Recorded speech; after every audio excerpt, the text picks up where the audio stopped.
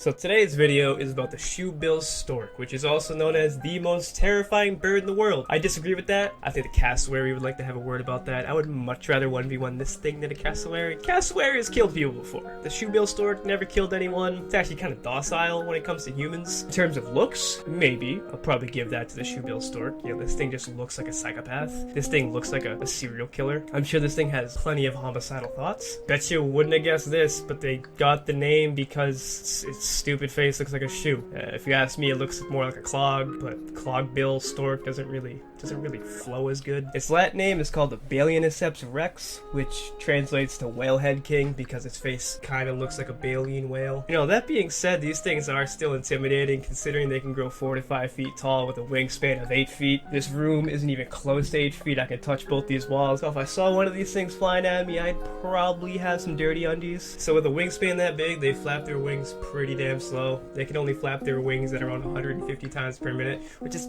kind of fucking fast if you ask me. This is kind of hard to do. But that's still slower than like every other bird out there. For real though, they would destroy anything in a staring contest. That's what they do. They just stand still for hours. That's how they hunt. They just stay motionless in like a shallow body of water. They wait for something to come up and they got this little hook on their bill, and that's, you know, to decapitate stuff, you know, it's to penetrate whatever they're biting, because they're carnivorous. They don't eat vegetation and stuff. They use vegetation for their nests and whatnot, but, you know, when it comes to food, sometimes the food doesn't go down in one bite. You need to decapitate it first. So contrary to popular belief, they're not that closely related to the stork. They're more closely related to, like, pelicans and other types of boobies.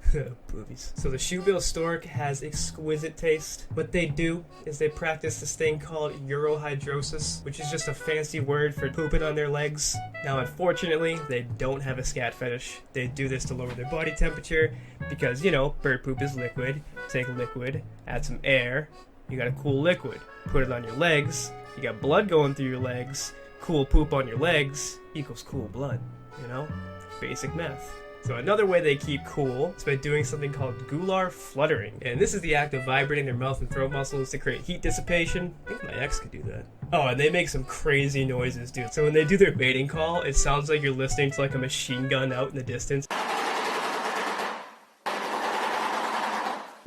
So y'all ever heard of the term siblicide? It's basically exactly what it sounds like. It pretty much means they kill their siblings. Actually, that's exactly what it means. Generally speaking, they only lay 2 eggs. Sometimes a 3rd egg, that's just insurance, just in case something eats it. But most of the time it's just 2 eggs. Much like humans, they like to favor one of their children. They find out who the stronger one is, and they tend to feed him more. Sometimes the other sibling will just beat the other sibling to death. Fun stuff. There was one unconfirmed case of these things killing a leshwa, and a leshwa is basically an antelope. I have a hard time believing that, because how does a bird kill an antelope? One website said it killed a cow, but I refuse to believe that. There is no friggin' way this thing killed a cow. But evidently, the leshwa isn't their favorite food. They have a strong taste for another weird animal that I could probably do a video about, called the lungfish. And the lungfish is basically an eel that has to breathe air, which is extremely advantageous for the Shoebill stork because this thing is basically a statue waiting for food in shallow water. And evidently, they bow to each other. Don't know why. Thought that was like a Japanese culture type thing. They live in Africa. Oh, let me ask an expert.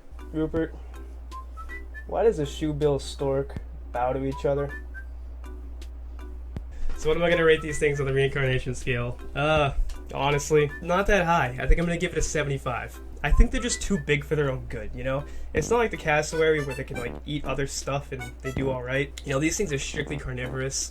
There's not a ton of food out there. They don't lay a lot of eggs. I feel like if they were smaller, they could lay more eggs and have more offspring because there wouldn't be as much competition for food. You know, these things are solitary, so they kind of have their own little territory where they hunt. They could beat anything in a staring contest, but I mean, that's not enough for me to give it like a 90 or a 95. And my last video did terrible. It got like 50 views, which is like less than half of what I get usually. So I think YouTube didn't send out the notifications or whatever. So, you know, if you could check the bell if you want to hit that button so you get notified when I post a video, because those first 24 hours are pretty big for the algorithm. But if not, whatever. Have a good day. Don't poop on your legs. You can sweat. You don't need to do that.